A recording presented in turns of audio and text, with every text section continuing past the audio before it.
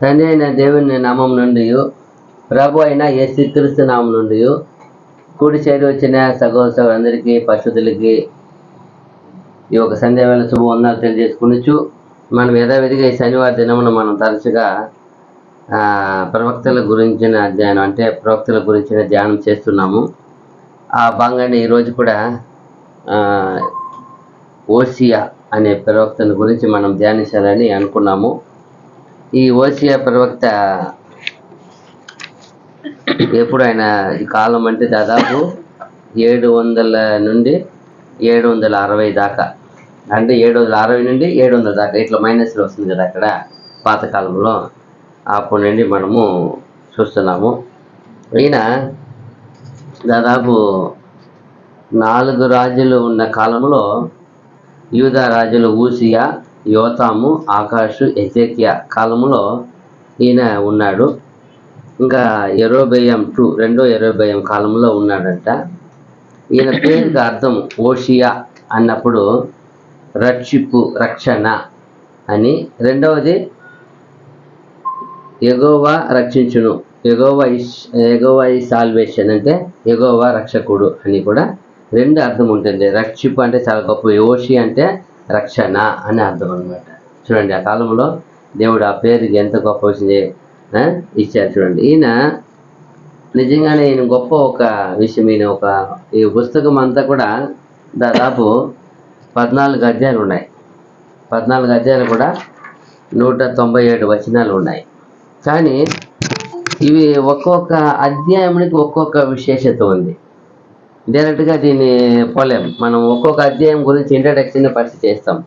ఇంకొకటి ఏమంటే ఈ ఒక చూసినప్పుడు మొదటి అధ్యాయము ఆ 14 వచనాలు ఉన్నాయి కదా, ఆ 14 వచనాలు ఏమి మాట్లాడతారంటే మొదటి 14 వచనం దేవుడిని కుటుంబం అని మాట్లాడతారు. కుటుంబంతో, దేవుడి కుటుంబముతో ప్రవచనం, ఆయన కుటుంబానికి ఆయన సెలవిచ్చే విధంగా ఉంటుందంట. దాంట్లోనే వివాహము, ఎడబాటు, తర్వాత ఆయన ఓషియా పెళ్లి చేసుకోవలసిన ఒక వేశ్యామ, ఆమెకి పుట్టే 3 పిల్లలు ఉన్నారు. ఆ పిల్లల పేరుంది, పేరు ఒక అర్థం ఉంది. ఇజ్రాయేల్ అని ఒక పేరు ఇచ్చాడు. ఇజ్రాయేల్ అన్నప్పుడు దండన సమయం వచ్చినది అని అర్థం అంట. ఆ పేరుకు 3 బిడ్డలు పుడతారు ఆయనకి. ఒక్కొక్క పేరుకు ఒక్కొక్క చిహ్నం ఉంది, గుర్తు వచ్చి ఇజ్రాయేల్ కోసం పెట్టే పేరు అంతా. ఆయన వివాహము ఒక గుర్తే, ఏమే చెడిపోయిందని. ఇజ్రాయేల్ ఏమైపోయింది బొత్తిగా ఇప్పుడు, దేవుని వదిలి దేవుని మీద నమ్మకాన్ని లేకుండా కింద దిగి వెళ్ళిపోయినారంట వాళ్ళు. అంటే దిగి అంటే నిత్యమైన కార్యం, అంటే విగ్రహారాధన మొదలుపెట్టి చేసే అంత పరిస్థితి వచ్చింది. కాబట్టి ఆయన వివాహము అందుకే వేసి వివాహం చేయమంటారు. ఓడిపోయి ఒక వేసిని పెళ్లి చేసుకున్నప్పుడు నా జనం, నా కుటుంబం ఇట్లా అయిపోయిందని చూపిస్తున్నారంట దాని సిగ్నల్. అలాగే ఫస్ట్ పిల్లలు ఇజ్రాయేల్ అన్నప్పుడు దండన వచ్చే ఉన్నది, దండన సమయం వచ్చింది అని ఒక భావము. రెండో పేరు పెడతారు కదా, లోరుగామా అని పెడతారు. దానికి కరుణ ఇల్లాదవాడు అంటే ఏమండి, కనికరం లేనివారు, జాలి నొందనిది, కనికరము లేనివారు, జాలి నొందనిది అని పేరు అనమాట. మూడవది లో అమ్మి అని పేరు ఉంది. ఆ పేరుకి వచ్చి నా జనం కాదు అంటే ఈయన కుటుంబము, ఈయన జనమే, కాకపోతే వాళ్ళు చేసిన కన్నీ కోసం ఏం చేస్తున్నాడు, వాళ్ళని వదిలిపెట్టేసిన విడిచిపెడుతున్నాడు. అది చెప్తున్నాడు. ఆ పేరుకు మూడో పేరుకు లో అమ్మి అనే బిడ్డ పుట్టింది ఆయనకి, ఓషియాకి. అప్పుడు నా జనం కాదు అని అర్థం. ఇదంతా కూడా ఒకటే అధ్యాయంలో ఉంటుంది. ఒకటే అధ్యాయంలో ఈ యొక్క విషయం ఉంటుంది. రెండో అధ్యాయం ఎత్తినప్పుడు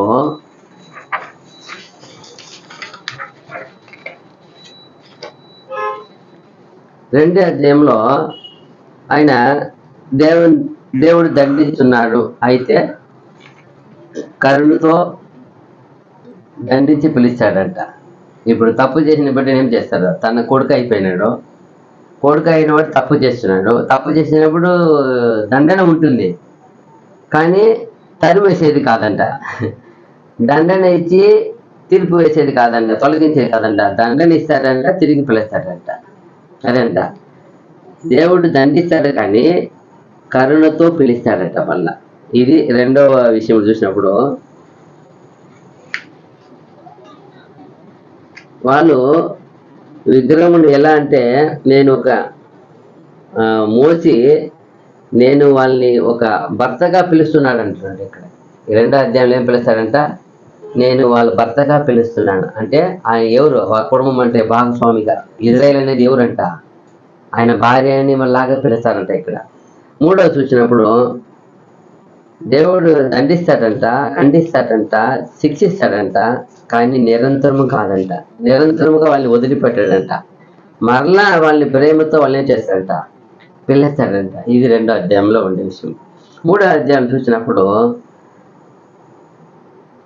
హోషేయ ఒక ఒక దొంగ అమ్మాయిని పెళ్లి చేసుకుంటాడంట. దొంగ అమ్మాయిని మరలా కొంటాడంట. అంటే ఇక్కడ తిరుట్టు పెన్ను మీండు వాంగుతారంటే అది నానా అర్థం ఉంటుంది. ఆమె తిరుట్టు పెన్ను అంటే అన్ని విషయాలుగా ఉంటుంది. ఇక్కడ వేసేసేనే మళ్ళీ కొంటాడు ఆయన, దాని డబ్బులు ఇచ్చి కొంటున్నాడు. అలాగే ఇది ఒక ఇజ్రాయేల్ ఒక పడిపోయిన చెడిపోయిన ఒక విషయాన్ని చూపిస్తున్నట్ట. ఏది ఇజ్రాయేల్ ఏమైపోయింది, ఒక వేసి స్త్రీలాగా అయిపోయిందంట. ద్రోహం చేసింది.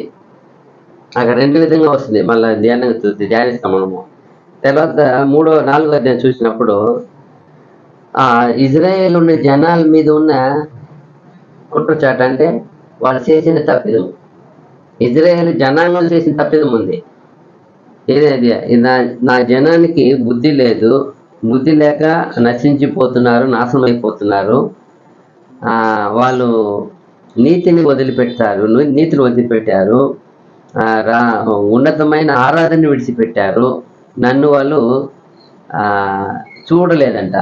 నోకి పార్కవెళ్ళి అంటే నన్ను ఏమి ఖచ్చితంగా చూడలేదు. దేవుని ఏం చేయాలి, ఎప్పుడు మనం ఏం చేసి ఉండాలి, కనిపెట్టి ఉండాలి. అవి కనిపెట్టలేదంట.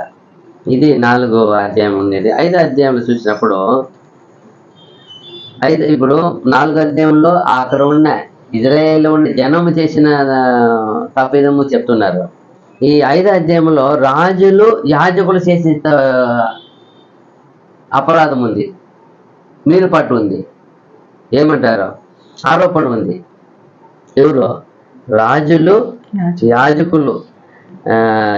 వాళ్ళకు దేవుని ఒక తీర్పు వస్తుందని ఎరిగి కూడా ఏం మాత్రం వాళ్ళు భయం లేకుండా, అందుకే జనం ఎక్కువ చెడిపోయినారు.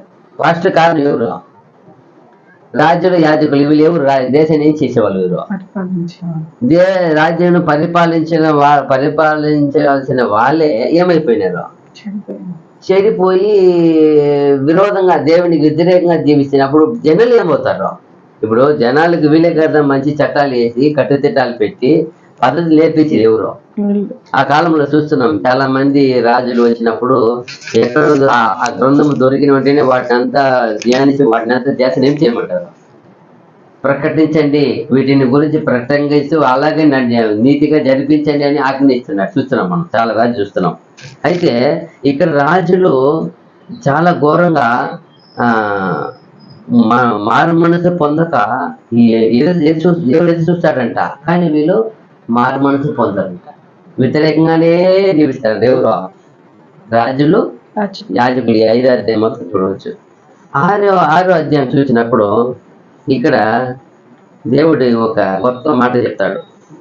మీరు కాదు కానీ పోలి వాళ్ళని మన అంటే అన్ని జనులు ఏం చేసేస్తారు. ఇప్పుడు మారు మనసు పొందేది వచ్చిందట. ఇక్కడ దేవుడు వాగ్దానం చేశారు, నా జనము కానీ వారు నా జనము నేను చేస్తాను, నేను అందును వాళ్ళు కూడా నా దేవుడని నన్ను అందరూ ఒప్పుకుంటారంట.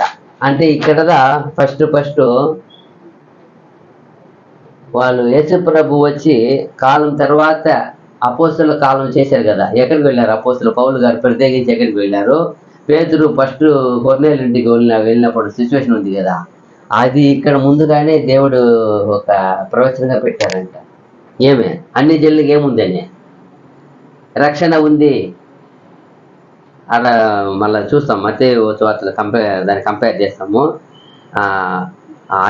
ఎందుకంటే సొంతమైన జనాంగం ఏమైపోయింది, తాను ప్రేమించిన, తాను ఒక భార్యగా, దాని పిల్లలుగా, తన తన స్వకీయ సంతానంగా ఉన్న వాళ్ళు ఏం చేశారు, దేవుడికి కూడా తిరుగుబాటు చేశారు, దేవుని తుణీకరించారు, దేవుడిని కనిపెట్టకుండా విడిచిపెట్టేశారు.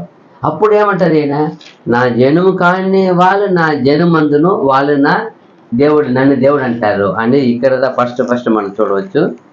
నిజంగా చాలా గొప్ప విషయం. ఇక్కడ 7వ అధ్యాయం చూసినప్పుడు మక్కలిని తూమి అంటే చాలా ఆ జనం అంతా కూడా పవిత్రత లేకుండా పోయిందంట. ఒకరిలో కూడా ఏమి రాజులు లేదు, దేశంలో లేదు, అది యాజకులు లేదు, ఇంకేముంది అక్కడ దేశంలో ఉండాల్సిన వాళ్ళు, ముఖ్యమైన వాళ్ళు యాజకులు, దేవుడు, రాజులే కదా.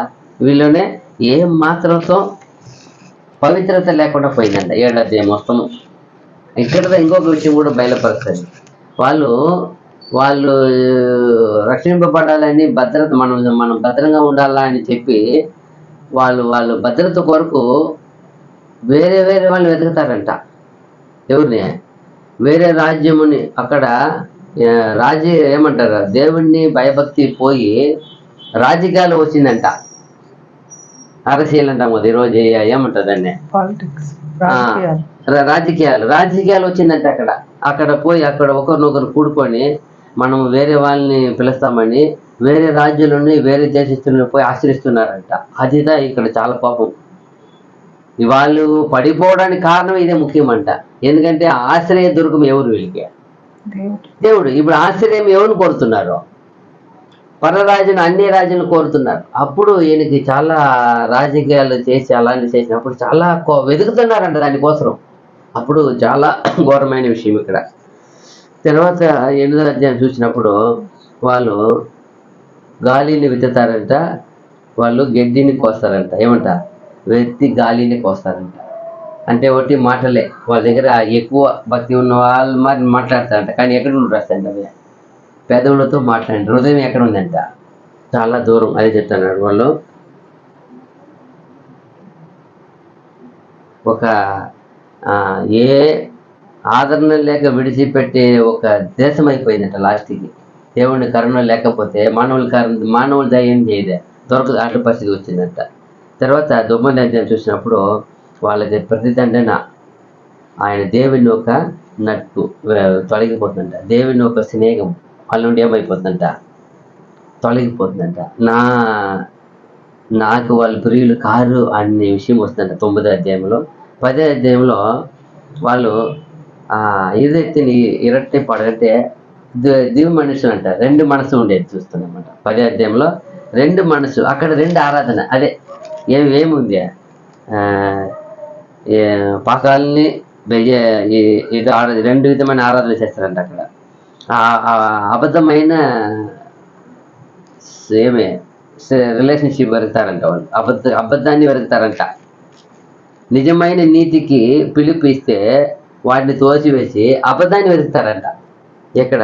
ఈ 10వ అధ్యాయంలో 2 విధమైన మనసు, 2 విధమైన ఆరాధన ఉంటుంది వాళ్ళ దగ్గర. 2 విధమైన అన్ని 2 ఉంటాయంట. నిజం ఉండమంటే నీతి అంటే నీతి కాదు, అనీతి. అలా 2 అక్కడ చూడవచ్చట.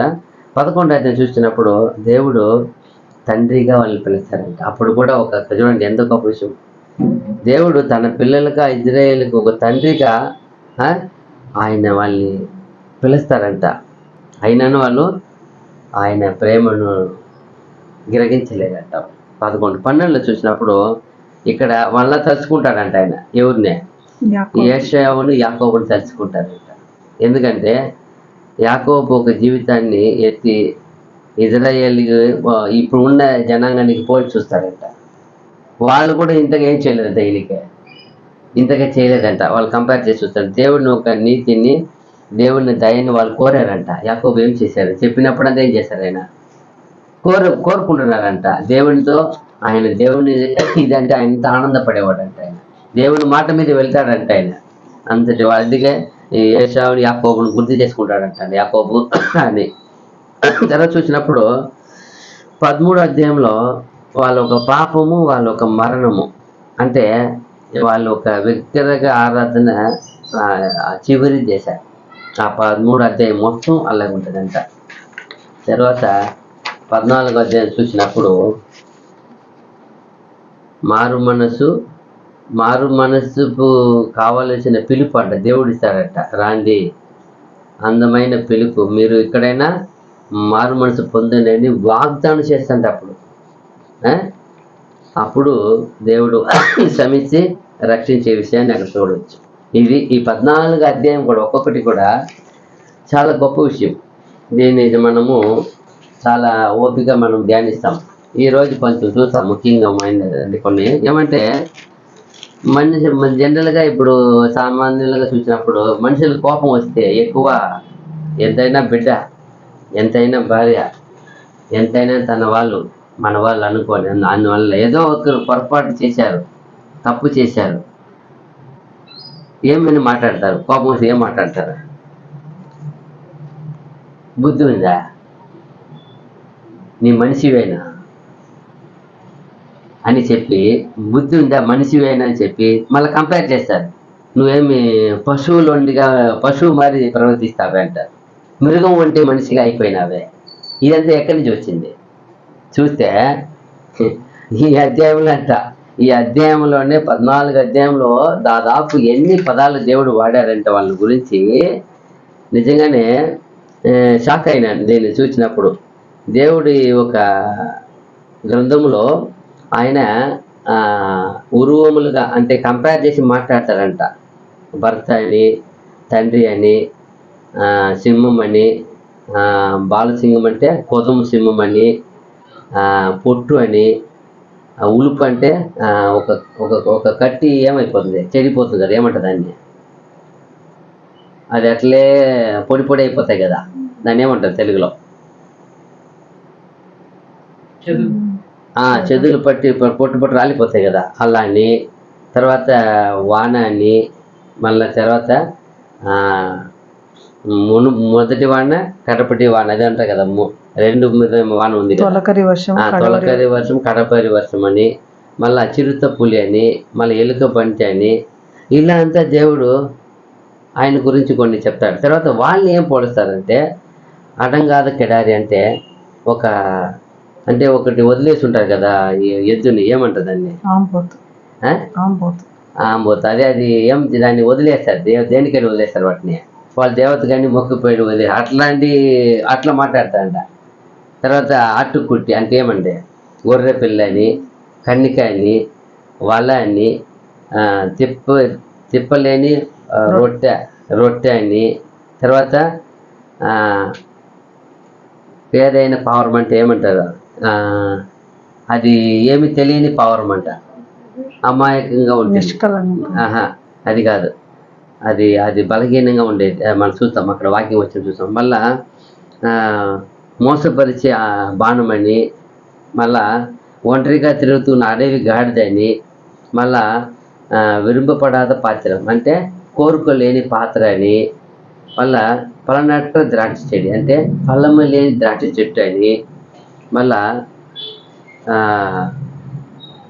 ఇప్పుడు ఒక ఎద్దు అంటే ఏం చేయాలి, అది ఎప్పుడు దున్నాలి కదా, ఇది చేస్తారు కదా, ఏమంటారు, కసువు తొక్కుతారు కదా, ఏమంటారు దాన్ని? మడక కాదు, ఒడ్లు వేసి కసువు తొక్కిస్తారు రౌండ్గా. అది అలాంటిది అది ఆశపడదంట. అలాంటి జనం అని ఎవరు కంపేర్ చేస్తారో సోమరి ఎద్దు అని చెప్తారు. సోమరి ఎద్దు లాంటిది అంత ఇజ్రాయేల్ జనం అని. తర్వాత పిచ్చుకని, పావురమని, ఉదయమును కనబడే మేఘాలని, మళ్ళా ఉదయమున తొలగిపోయే మంచు అని, మంచు ఏమో ఉదయం చూడడానికి ఏమైపోతుంది, కనబడకూడదు అలాంటి అని. తర్వాత పొట్టు అంటే ఏమో ఒడ్లు మనం చేసినప్పుడు ఏమి వెళ్ళిపోతాయి, పొట్టు అది పొట్టు అని. మళ్ళా పొగ అని, వివేకం లేని పిల్లలని, వివేకం లేని వారని. ఇలా ఇజ్రాయేల్ జనం గురించి ఇలాగా ఆయన మనం కూడా అది ఎక్కడి నుంచి వచ్చిందప్ప ఈరోజు కంపేర్ చేసి మాట్లాడతారన్న కదా. గాడిద అంటారు, అది గొర్రె అంటారు. ఎక్కడి నుంచి వచ్చింది ఇదంతా? దేవుడు దాని పిల్లలకి ఏం చేశారు? అంతగా వాళ్ళు చేసినప్పుడు ఆయన నా బిడ్డ అని ప్రేమ పిలవలేని పరిస్థితి వచ్చేసింది. అప్పుడు వాళ్ళు ఎంత అంటే ఇక్కడ చూడొచ్చంట ఈ గ్రంథంలో మొత్తం ఇలా మాట్లాడినాడు. ఎలా మాట్లాడారంటే అదే ఇంత లిస్టు ఉంది. వాళ్ళు నిజంగానే వాళ్ళు ఎంతగా దేవుణ్ణి విడిచి ఈయన వచ్చి పిలిచేది దేనికి? ఈయన మీరు యెహోవా తట్టు తిరుగుడి, మనల్ని ఆయన ఏమంటారు గాయపరిచి ఉన్నాడు, స్వస్థపరిచేవాడు, మనల్ని ఆయన స్వస్థపరిచేవాడు, మనల్ని కొట్టినాడు, ఆయనే మన గాయములను కట్టుతాడు అని ఇక్కడే అంట. ఆ గొప్ప వాక్యం వచ్చింది ఇక్కడే అంట. ఈ మారి ఎక్కడ లేదంట, ఈ వాక్యం మారి ఎక్కడ లేదంట. అంత గొప్ప ఒక కఠినమైన దండనతో కూడిన చాలా పవర్ఫుల్ ఆజ్ఞ మరి ఇచ్చారంట ఇక్కడ. ఎందుకంటే వాళ్ళు అంతగా తృణీకరించారంట, తిరస్కరించారంట, అంతగా దేవుణ్ణి వ్యతిరేకించారంట. అయితే మనం ఇక్కడ చూడవచ్చు. ఇక్కడ చూసినప్పుడు అలాగే ఉంది. మనం ఒక్కొక్కటి చూస్తాం. తర్వాత చూసినప్పుడు కూడా ఇప్పుడు చదవండి 1వ అధ్యాయంలో హోషేయ గ్రంథము 1:1. ఉజ్జియా, యోతాము, ఆహాజు, హిజ్కియా అను యూదా రాజుల దినములలోను యెహోయాషు కుమారుడైన యెరోబాము అను ఇజ్రాయేలు రాజు దినములలోను బేయేరి కుమారుడైన హోషేయకు ప్రత్యక్షమైన యెహోవా వాక్కు. చూసారా ఎందుకు ఆ కాలంలో కరెక్ట్గా టైంతో చెప్పి కరెక్ట్గా ఏం చేశారా? ఈయన దాదాపు చూడండి 14 అధ్యాయం రాసి ఉన్నారంటే ఒక్కొక్క అధ్యాయానికి ఒకటి ఏం లేదు, పొందికే లేవండి. ఒక్కొక్కటి ఎంత కఠినమైన వాళ్ళు పోయినారంటే ఇజ్రాయేలీలు ఎంత ఘోరం చేశారంటే అక్కడ చూస్తే అది చెప్తున్నారు వాళ్ళు. ఏమంట యెహోవా హోషేయను ద్వారా 2వ వచనం ఏముంది? మొదట యెహోవా హోషేయ ద్వారా ఈ మాట సెలవిచ్చెను, జనులు యెహోవాను విసర్జించి బహుగా వ్యభిచరించి ఉన్నారు. చూసారా కనుక ఎంతటి మాట చూడండి. ఆయన మాట్లాడడమే ఆయన కలిగిన వాక్కు కలిగిన వెంటనే ఆయన చెప్పే చూసారా బహుగా ఇజ్రాయేల్ ఏమైపోయినారంట, పొత్తిగా వ్యభిచరించి అంత ఎంతనే ఫస్ట్ ఈ మాట రాదండి. ఏదో కొంచెం కింద పోయి ఏదో కొంత పోయినాక వస్తుంది. ఫస్ట్ ఇంత మాట్లాడేదే వాళ్ళు చేసిన నీచ కార్యం, వ్యభిచరించారు అని చెప్పేటప్పుడు ఎంత బాధ ఉంటుంది చూడండి. ఏదో దొంగతనం చేశారు, ఏదో మోసపరిచారు, ఏదో వాళ్ళని హింసించారు, అలాంటిది కాదు. ఏదో వాళ్ళని చంపేది అలాంటిది కాదు. ఇది ఆయనకి ఏదో ఒక 2 అసిగమైన కార్యం అంటే ఇవంతా విగ్రహారాధన, వ్యభిచారం ఆయనకి అసిగమైన కార్యం. వీళ్ళు చేసింది ఎలాంటిది? చాలా అసిగమైన కార్యం. అప్పుడు ఏం చెప్తారు కింద? ఇప్పుడు వాళ్ళకి ఎన్నోసార్లు హెచ్చరిక చేసి చూశారు. ఇప్పుడు ఒక ప్రవక్తని నియమించుకుంటారు దేవుడు. ఆ ప్రవక్తకి ఏమన్నా జరిగితే అది ఎవరికి పాఠము? ఇది ఇది ఎంతో కాలముగా ఉండే ఒక సూచన, ఒక సిగ్నల్. మనం ఎజేకియేలు చూడవచ్చు, ఇర్మియా చూడవచ్చు, అందరూ యెషయా చూడవచ్చు, దావీదు దగ్గర ఉండే వాళ్ళు చూడవచ్చు. అందులో వాళ్ళకి జరిగితే ఏమది ఇజ్రాయెల్ జరుగుతుంది. అది ఇజ్రాయెల్కి ఒక సింబల్. అవంటేనే వాళ్ళు ఏమైపోతారు, ఈయన చూసి జాగ్రత్త పొందుతారు, దిద్దుకుంటారు, సరి చేసుకోవాలి. ఈయన దానికోసం చూడండి. ఒక నిజంగానే దేవుణ్ణి సేవకుడు అంటే ఎట్లా, దేవుణ్ణి ఒక ప్రవక్త అంటే ఇంత, దేవుడి దాసుడు అంటే ఇంతనా? చూడండి ఆయన ఆ సేవకుడిని పోయి ఆయన చెప్పే ఒక మాట నిజంగానే ఎంత అది విషయం చూడండి. ఇది ఇలా చేయడానికి ఎంత ఒక దేవుడి మీద భక్తి విశ్వాసత ఉండాల. దేవుడు చెప్పినట్టు చేయాలంతే. అది ఏ పని అయినా సరే. చూడండి ఇంక ఎంతగా ఆయన చెప్పిన మాట చూడండి. ఏం చెప్తారు? గనక మళ్ళీ చదవండి ఫస్ట్ నుండి. అదే 2వ వచనము. మొదట యెహోవా హోషేయ ద్వారా ఈ మాట సెలవిచ్చెను, జనులు యెహోవాను విసర్జించి బహుగా వ్యభిచరించి ఉన్నారు. కనుక నీవు పోయి వ్యభిచారము చేయు స్త్రీని పెండ్లాడి ఉమ్, వ్యభిచారము వల్ల పుట్టిన పిల్లలను ఉమ్. తీసుకొనుము చూసారా అని ఇక్కడ ఆయన హోషేయకు ఆజ్ఞ ఇచ్చెను. ఆర్డర్ ఆర్డర్ అంటే లా, ఆజ్ఞ అంటే అది నువ్వు ఏం చేయాల్సింది ఇది పోయి వ్యభిచారం ఎలా అది చూడండి. బా చదవడానికి మనకే ఎంతో అయోమయంగా ఉంది, వేదనగా ఉంది, దుఃఖముగా ఉంది. అయితే ఆ ప్రవక్తకి వాళ్ళకి ఎన్నో విధాలుగా చెప్పి చూసేశారు, కానీ ఎన్నో విధంగా చెప్పినా వాళ్ళు ఏం చేయాల,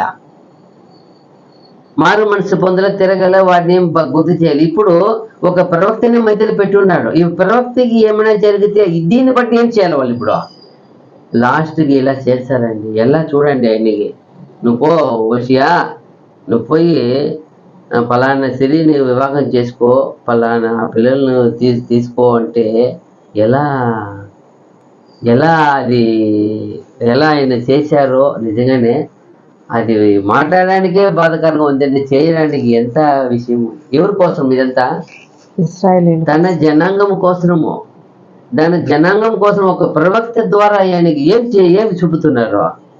హెచ్చరిక, వాడిని కాదు, ఇది దండన అయిపోయేది. ఇప్పుడు 2 ఏళ్ళకి వివాహం చేసి ఒక విభచార స్త్రీలో పిల్లలు కానీ వాళ్ళ ముగ్గురికి 3 పేర్లు పెట్టమంటారు. ఏమంట? కాబట్టి అతడు పోయి దిబ్లయీము కుమార్తె అయిన గోమెరును పెళ్లి చేసుకొనెను. ఆమె గర్భవతి అయి అతనికి ఒక కుమారుని కనగా యెహోవా అతనితో ఇలాగూ సెలవిచ్చెను, ఇతనికి యెజ్రెయేలని పేరు పెట్టుము. యెజ్రెయేలులో యేహూ ఇంటి వారు కలగజేసుకున్న రక్త దోషమును బట్టి ఇక కొంతకాలమునకు నేను వారిని శిక్షింతును. అంతే. ఆ పేరు ఇంతకు ముందు మన అర్థం చూసినాం కదా, ఏం చెప్పారు ఆ పేరు అంటే? దండన ఏం వస్తుందన్నారు? తీర్పు వస్తుందంటారు. ఆయన ఆ పేరుకి అర్థం ఏం చెప్పేసాను అట్లా. ఇంత మీద వారిని నేనేం చేస్తాను?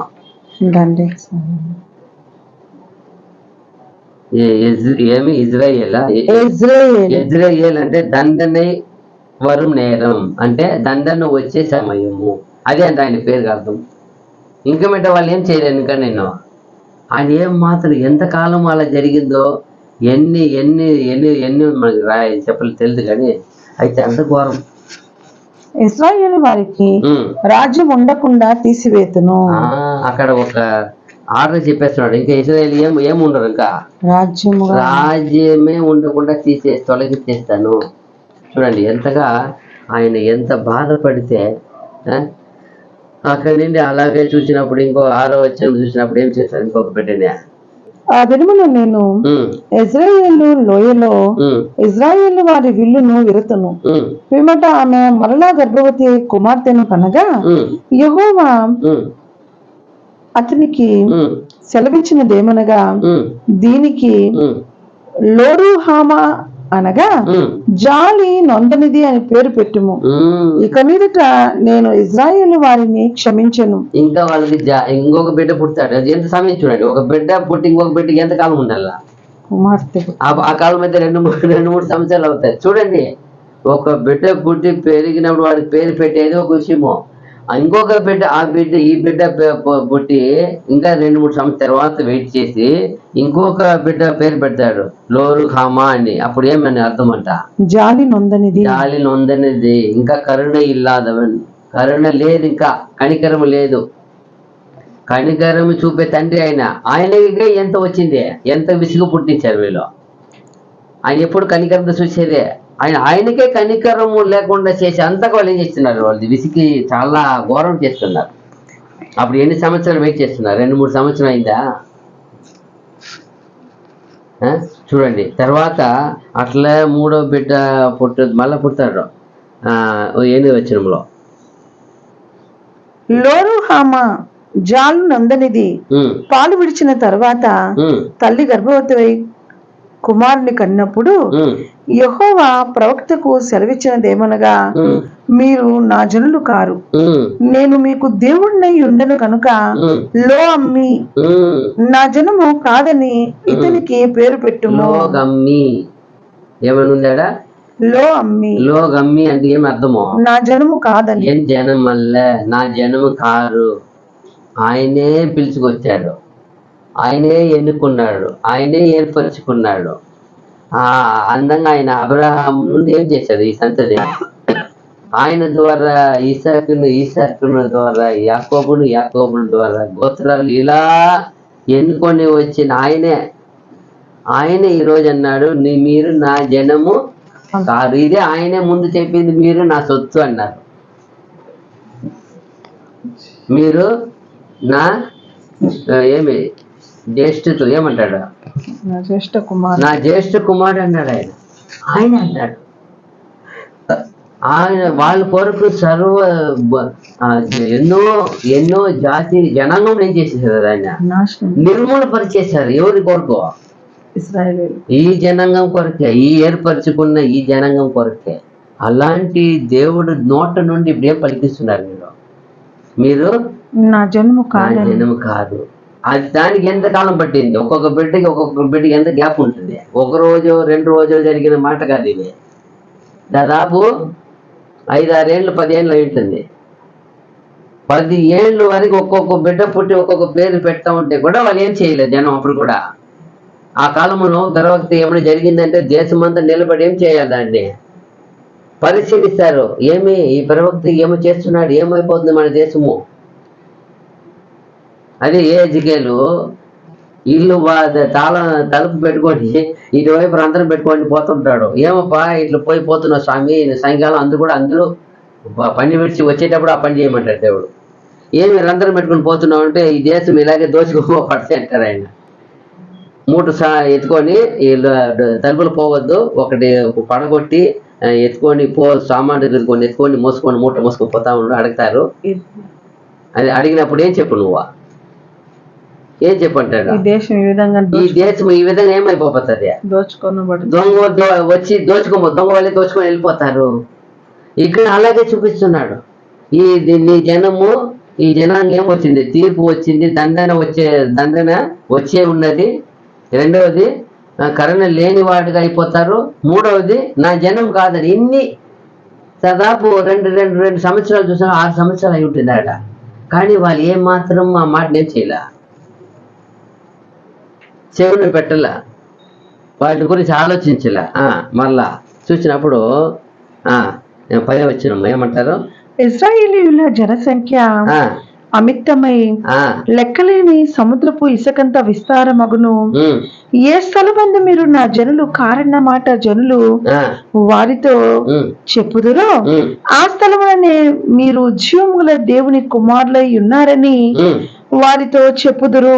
ఒకప్పుడు ఇలా చెప్పారు ఆయన, ఏమని, మీరు నా జనమని. ఇప్పుడు ఏమైనా పలికిస్తున్నారు వాళ్ళ నోటి నుండి, దేవుని నోటి నుండి. నా జనం కారని పలికించుకునే పరిస్థితి వచ్చేసి, అప్పుడు దేవుడు ఇచ్చిన ఆజ్ఞను, దేవుడు ఇచ్చిన కట్టడను, దేవుడు ఇచ్చిన సత్యమును, దేవుడు ఇచ్చిన నీతి న్యాయమును అనుసరించకపోతే నువ్వు నేనైనా కూడా ఏమవుతావు ఇప్పుడు? సేమ్. అయ్యో ఒప్పుకున్నాం కదా, అయ్యో మనము జ్ఞానస్థానం తీసుకున్నాం కదా, పేరు మార్చుకున్నాం కదా, మనము అన్ని పద్ధతులు మార్చేసాం కదా. అన్ని పద్ధతులు మార్చినావు, పేరు మార్చినావు, అన్ని మార్చినావు, హృదయమును మార్చుకున్నావా? ఇక్కడ ఏమి ఆయన కోరుకునేది ఏమి? వాళ్ళ హృదయము ఆయన తట్టు లేదనే. ఆ హృదయము ఆయనకి ఇంపైన పని చేస్తుందా? ఆ హృదయము ఆయనకి ఇంపైన విశ్వాసం కలిగి ఉన్నదా? ఆయన ఇచ్చిన విశ్వాసతలో విశ్వాస పరిశుద్ధత నిలిచి ఉన్నదా? ఇక్కడ అది చూస్తున్నాడు. అదే లేదనే ఇప్పుడు ఏమంటాడు 11వ వచనం కూడా, యూదా వారును ఇశ్రాయేలు వారును ఏకముగా కూడుకుని తమ పైన నొకనినే ప్రధానిని నియమించుకొని తామున్న దేశంలో నుండి బయలుదేరుదురు. ఆ ఇశ్రాయేలు దినము మహాప్రభావము గల దినముగా నుండును. చూసారా, ఇద్దరే అక్కడ ముఖ్యంగా ఒక 2 ఇజ్రాయేల్ అంటారు, యూదా అంటారు, తర్వాత ఎఫ్రాయిం, ముగ్గురు మాత్రమే వస్తారు ఎక్కువ. అది గురించి మళ్ళీ కూడా చూస్తాము, అది కూడా ఏముందని చూస్తాము. ఇక్కడ చూసినప్పుడు కింద ఏమంటున్నాడు, వాళ్ళు ఎలా పిలవమంటున్నారు తెలుసా? ఇప్పుడు బిడ్డ పుట్టేసినారు, పేరు పెట్టేసినారు, తీర్పు జరగబోతుంది. కానీ మరలా వాళ్ళు గట్టిగా పిలవమంటారు, మీరు ఇలా పిలవండి అంటారు. ఇజ్రాయేల్ చూసి ఎలా పిలవమంటారు? కింద 2:1 మీరు నా జనులని మీ సహోదరులతోనూ జాలి నొందిన వారని మీ స్వదేశీయులతోనూ మీరు చెప్పుడి. అమ్మి ఏమని పిలవమంటారు అక్కడ? உங்கள் சகோதரரை பார்த்து அம்மி என்றும் உங்கள் சகோதரரை பார்த்து ரூகாமா என்று சொல்லுங்கள். ఏమని అర్థమో? జాలి లొందని దానా? ఆ పేరుకి ఏం అర్థం మనం చదివినాం కదా. మీరు నా జనులని మీ సహోదరులతోనూ జాలి నొందిన వారని మీ స్వదేశీయులతోనూ మీరు చెప్పుడి. కింద చెప్తారు, డీటెయిల్ చెప్తారు చూడండి. అప్పుడు నేను దాని బట్టలను పెరికివేసి ఇదిలా చెప్తున్నాడు ఇక్కడ. దానికి ఏం అర్థం అక్కడ ఉందంటే, ఆ పేరు పిల్లమాట, ఆ పేరు రాలేదు అక్కడ. అమ్మి என்று உங்கள் సహోదరి பார்த்து రూగామ్మా என்று சொல்லுங்கள் అంటే ఆ రెండు పేరు మనం చదివేమాడాలి. కరుణ లేని దాని అని పిలవమంటున్నాడు ఆయన. అది జాలి నొందిన వారని అలా వీళ్ళ పిలవమంటారు. ఎందుకంటే ఆ పేరు పెట్టి ఆ పేరుకి అర్థం ఏమి? కరుణ లేని దానా అని పిలవమంటున్నాడు. ఆ పేరు పెట్టలే అక్కడ తెలుగులో. కింద చెప్తున్నాడు ఎందుకు ఇప్పుడు పెరిగి వేయాలా కింద అంటున్నాడు. ఏమంటున్నాడు? పెరికి వేసి పుట్టిన నాటి వలె దానిని దిగంబరిరాలిగా చేసి. ఇక ఎందుకు అలా చేస్తారంటే, మీకు కలిగిన అంతే పెరిగి వేసేది ఏమండి అర్థము? వైభవము. అంటే ఇప్పుడు మనకు వస్త్రం అంటే ఎన్నో మీనింగ్ ఉన్నాయి. రక్షణ ఉంది, పవిత్రత ఉంది, ఆయన అన్ని విధాలుగా ఆదరణ అన్ని ఉన్నాయి. కానీ అక్కడ ఏమంటే కలిగిన సమస్తం ఏం చేస్తున్నాడు వాళ్ళ నుండి? వైభవాన్ని పెరిగేస్తాను అంటున్నాడు. ఎంత బాగా చూడండి. ఎందుకు అలా చెప్తారని చూసినప్పుడు నిజంగానే చాలా ఆశ్చర్యంగా ఉంటుంది.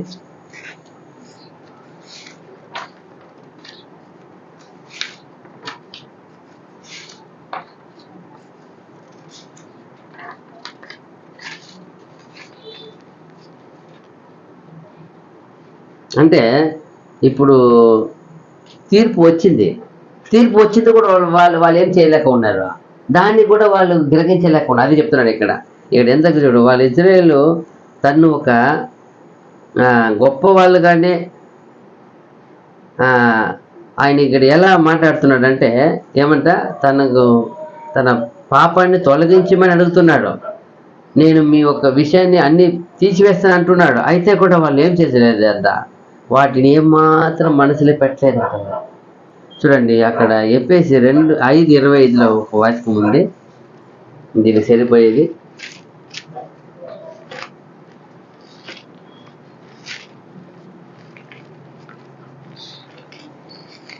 ఎఫెసీ 5:25-26-27 వాక్యం.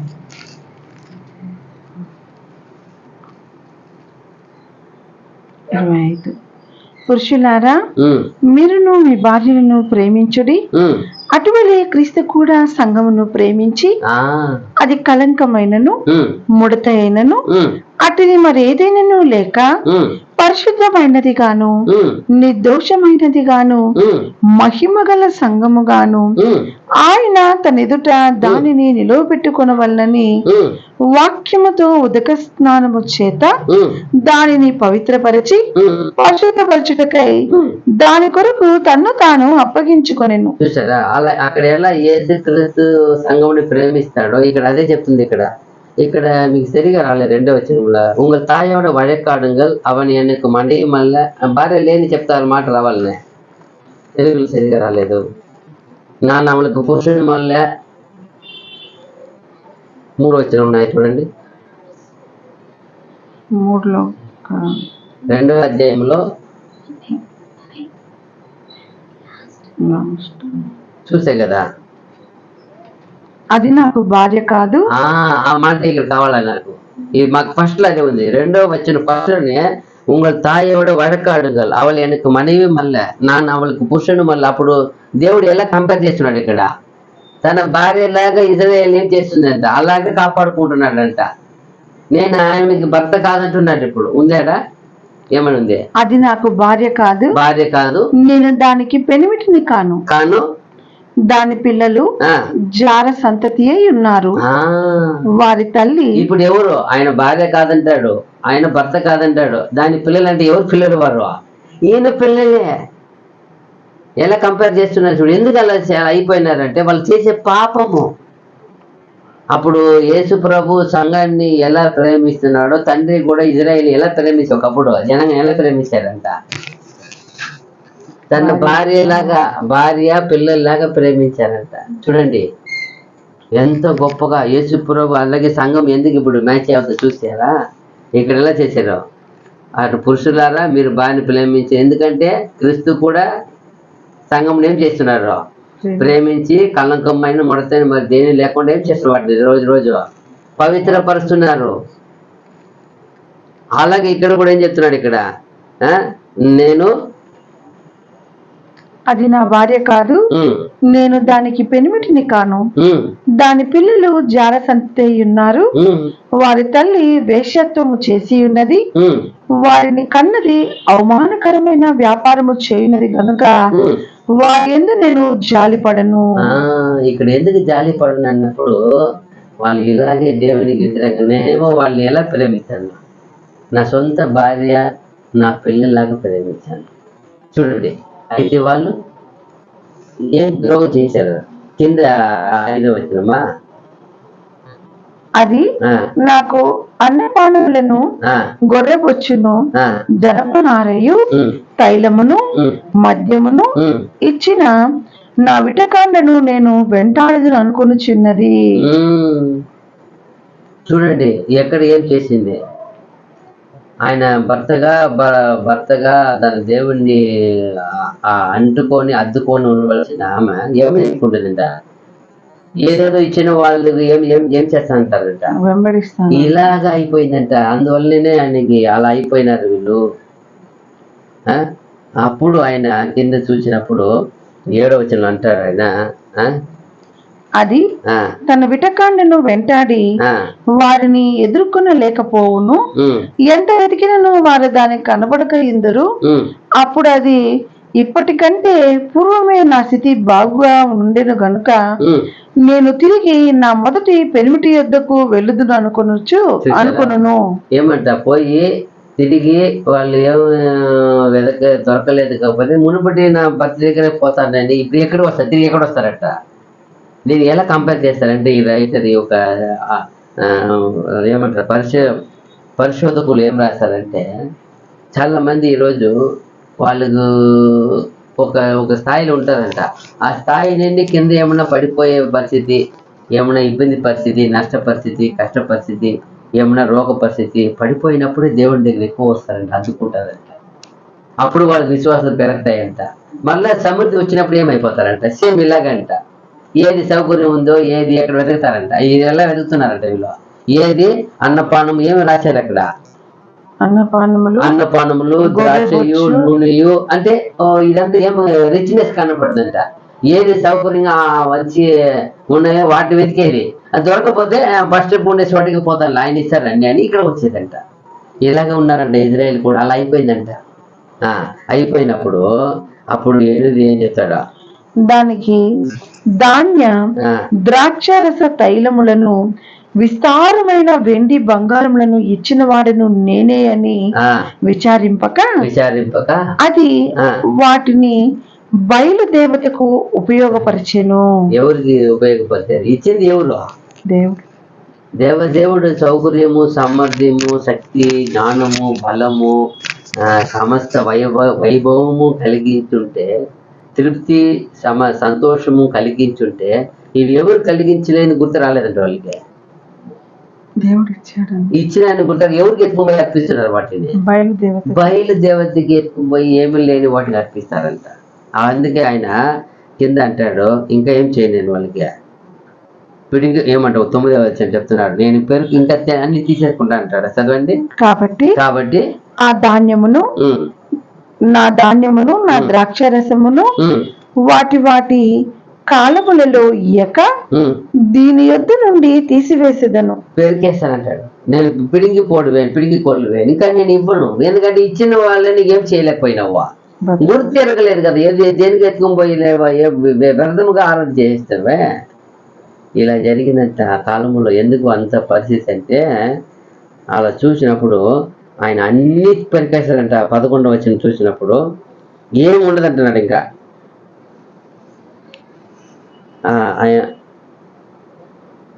11. దాని ఉత్సవ కాలములను, పండుగలను, అమావాస్యలను, విశ్రాంతి దినములను, నియామక కాలములను మాన్పింతును. ఇంకా వాళ్ళ ఫుడ్ కూడా ఏం చేస్తాను, అంజూరము అంత కింద 12. ఇవి నా బిటకాండ్రు నాకిచ్చిన జీతమని అది తన ద్రాక్ష చెట్లను గూర్చి అంజూరపు చెట్లను గూర్చి చెప్పినది గదా. నేను వాటిని లయపరిచి అడవి జంతువులకి వాటిని భక్షించినట్లు వాటిని అడవి వలె చేతును. అంతే. ఇప్పుడు అంటున్నాడు దేవుడు, నేను ఇచ్చినాను, నువ్వు దాన్ని గ్రహించలే. ఎవరు ఇచ్చారని ఏం చేయలే, నీకు కృతజ్ఞత బాగుండలే, దాన్ని ఇచ్చిన వాడు గుర్తేలే నీకు.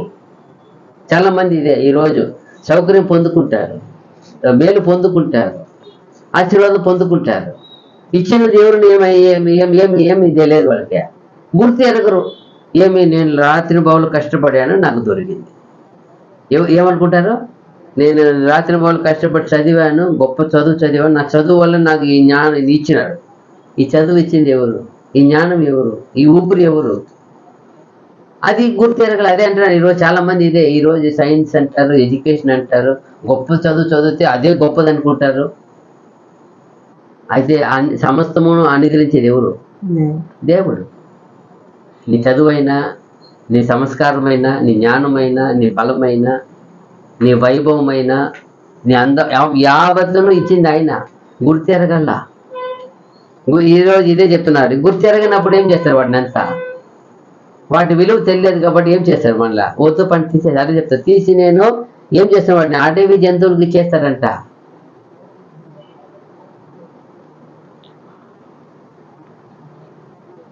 తర్వాత అలాగే చూసుకొని వచ్చినప్పుడు ఆయన 16వ వచనంలో ఏమంటాడంటే, నీ ఏం చేయము, వీళ్ళు చేసిన పని అంతా అది ఇచ్చట నుండి నా మాట వినును, నీవు బయలు అని నన్ను పిలువక నా పురుషుడవు అని పిలుతువు. ఇదే యెహోవా వాక్కు. వాళ్ళు ఎలా అయిపోయినా లాస్ట్కి, ఈయన భర్తగా, ఈయన భార్యగా ప్రేమించిన వ్యక్తి ఎక్కడ ఎవరు మార్చేశారు. ఇప్పుడు బయలుని ఏమని పిలుస్తారంట, యజమానుడు. అప్పుడు ఏ స్థానంలో ఎవరిని పెట్టేశారు, దేవుడు ఉండవలసిన స్థానంలో ఆ దేవతని భర్తగా పెట్టేసి ఉన్నారు. ఇప్పుడు ఎంత కోపం రావాలా, ఎంతగా వాళ్ళు దేవుణ్ణి ఎలా పెడుతున్నారు చూసారా. కింద ఇంకా క్లియర్గా ఉంది 17లో. అది ఇక మీదట బయలుదేవతల పేర్లను జ్ఞాపకమునకు తెచ్చుకునకుండాను అవి దాని నోట రాకుండాను నేను చేసేదను. చేశారు. అయితే వీళ్ళు ఇప్పుడు ఏం చేస్తున్నారు, ముందు దాన్ని ఇప్పుడు ఏం చేస్తున్నారు, స్మరిస్తున్నారు.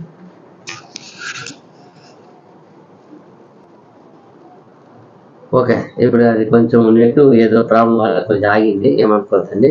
ఇక్కడ చూసినప్పుడు చూడండి, దేవుడు ఎంతగా తన జనాంగాన్ని భార్యగా పిలుస్తున్నాడు. వీళ్ళు ఏం చేశారంటే బయలుని తన భర్తగా పిలుస్తున్నారు. వాళ్ళ హృదయంలో ఎవరు ఉన్నారంటే ఇప్పుడు అప్పుడు అంటాడు, ఇంకా దాని పేరు ఎత్తకుండా నేను ఏం చేస్తాను, ఇక్కడ నేను చేస్తాను.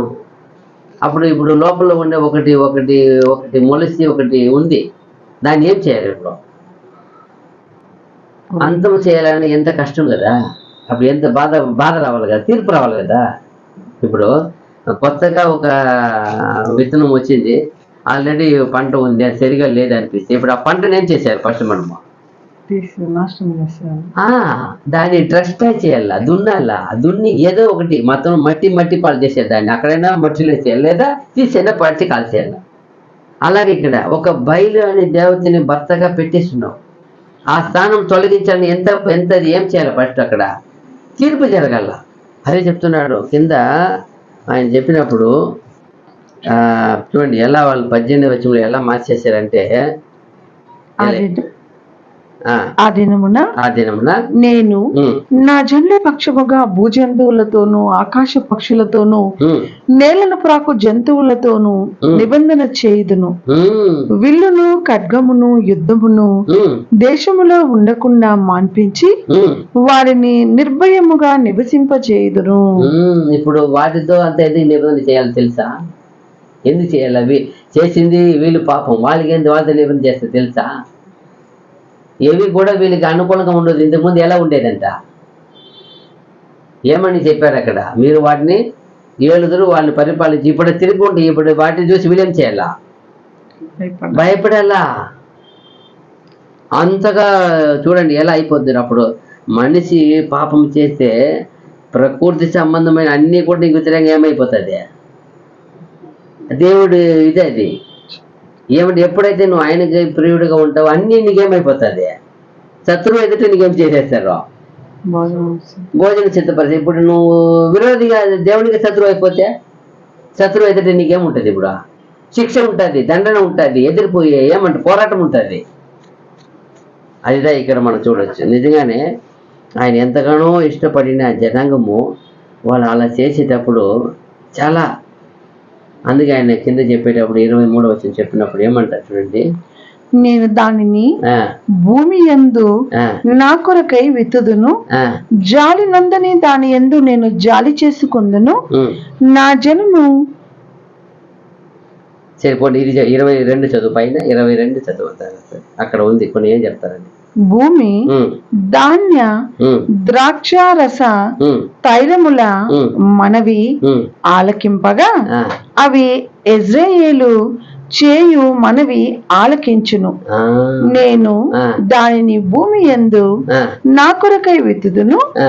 జాలి నొందని దాని యందు నేను జాలి చేసుకొందును. ఇక్కడ జాలి ఉంది. ఎందుకంటే నేను వీళ్ళు ప్రేమించాను, వీళ్ళు ఒక భర్తగా, వీళ్ళకు నా భార్యగా, నా పిల్లలకి ప్రేమించాను. వాళ్ళు ఏం మాత్రం తిరస్కరించి పోయారు కాబట్టి ఇప్పుడు ఆయన అన్ని జనులకు చూసి చెప్తున్నాడు అక్కడ ఏమంట, ఇరంగు ఏం జనమల్లాదవర్గలై నోకి ఏమంటున్నాడు అక్కడ, నా జనము కాని వారితో, నా జనము కాని వారితో మీరే నా జనమని మీరే నా జనమని నేను చెప్పగా వారు నీవే మా దేవుడవు అని ఆ, అందరు. ఆ, ఇదే యెహోవా వాక్కు. మనం కూడా ఒక సందర్భంలో అంటాం కదా, ఒక మనిషి ఆయన మాట ఎన్నని వాడు అనుకో, అప్పుడు ఎవరో చెప్తే ఏం ఆయన కూడా ఆయనతో చెప్పకూడదా అంటే ఆ మాట నవ్వి ఏం చెప్తారు, ఆయనతో చెప్పేదానికంటే ఈ గోడతో చెప్తే ఏమంటుంది, గోడ ఏమంటుందంట వింటుంది అంటారు. అప్పుడు ఎందుకు అలా చెప్తారు? ఆయన ఏమైపోయినాడు? మా మాట వినని పరిస్థితి అలాగే అయిపోయాడు. దేవుడు ఇక్కడ అదే చెప్తున్నాడు. ఇక్కడ మనంతా మేము ఆయన ఉన్నాడు కదా, మీ ఇంట్లో ఒక ఆయన ఉన్నాడు, ఆయన మా మాట విన్నాడు. ఆయన చెప్పడానికంటే దేనికైనా చెప్తే చేస్తుందంట. ఏది జంతువులు ఏం చెప్పి చేసేస్తుంది, ఆయన చేయడు. అలాగే ఇక్కడ దేవుడు ఆ జనాంగంని చూసి చూసి చూసి చూసి చూసి వాళ్ళు చేసే పనులంతా బాధపడి చెప్తున్నాడు, నా జనాంగం కాని వాళ్ళని చూసి మీరు నా జనమని అందును, వాళ్ళు నీవే నా దేవుడు అని అందరు. అంటే ఇక్కడ ఈ లోక సాల్వేషన్, లోక రక్షణ గురించి దేవుడు చెప్తాడంట. అన్ని జనులకు రక్షణ ఎక్కడ వేశారంట, ఒక సిగ్నల్ వేశారంట, ఇక్కడ వేశారంట. నా జనము ఏమంట, మళ్ళీ చదవండి ఆ వాక్యాన్ని. నా జనము కాని వారితో మీరే నా జనమని నేను చెప్పగా వారు నీవే నా దేవుడవు అని అందరు. ఇదే యెహోవా వాక్కు. ఇదే యెహోవా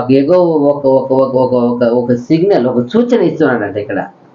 ఈ ఒక ఓషియా గ్రంథంలో లోక రక్షణకి ఒక ఫస్ట్ వాక్యం అంటే లోక రక్షణ. నా జనము కాను వారిని నా జనమందును, వారు నువ్వే నా దేవుడు అందరూ అని దేవుడు వాక్కు చెప్పిస్తున్నాడు. ఎందుకు ఇక్కడ రాశారు సీక్రెట్ కన్నప్పుడు, ఇజ్రాయెల్ చేసిన ఆ తునీకరణ, ఆ తిరస్కారము, ఆ విరోధము, ఆ వ్యభిచారము చాలా ఘోరమైన పరిస్థితి. అందువల్ల ఇలా రాయను వచ్చేసారు. ఎంత టైం అయింది? సరే, ఇంకొక అధ్యాయం చూస్తాం. 5 వచనాలు ఉన్నాయి ఇక్కడ. ఇంకా 3వ అధ్యాయం చూసినప్పుడు ఇంకా అక్కడ కూడా మళ్ళీ ఏం చెప్తాడు దేవుడా? మరియు యెహోవా నాకు సెలవిచ్చినదేమనగా, ఉమ్, ఇశ్రాయేలీయులు ఉమ్, ద్రాక్ష పండ్ల అడలను ఉమ్, కోరి ఉమ్, ఇతర దేవతలను ఉమ్, పూజించినను ఉమ్, యెహోవా వారిని ప్రేమించినట్లు ఉమ్, దాని ప్రియునికి ఇష్టురాలై ఉమ్, వ్యభిచారిణియగు దాని యొద్దకు నీవు పోయి ఉమ్. దానిని ప్రేమించుము. చూసారా? మరలా ఇంకొకసారి కూడా ఆయన, ఎందుకంటే అట్లాంటి జనాంగాన్ని దేవుడు ఏం చేయకపోతే ఏం చేస్తున్నాడు? సిగ్నల్ ఇది. ఎట్లాంటి జనాంగము ఎట్టు ఉన్నారు మీరు తెలుసా? నిజంగానే ఇది చాలా వినేదానికే బాధకరంగా ఉంది. ఇది మొత్తం ఉండేది ఒక అధ్యాయంలో 5 వచనాలే. అయితే ఎంత చూడు ఆయన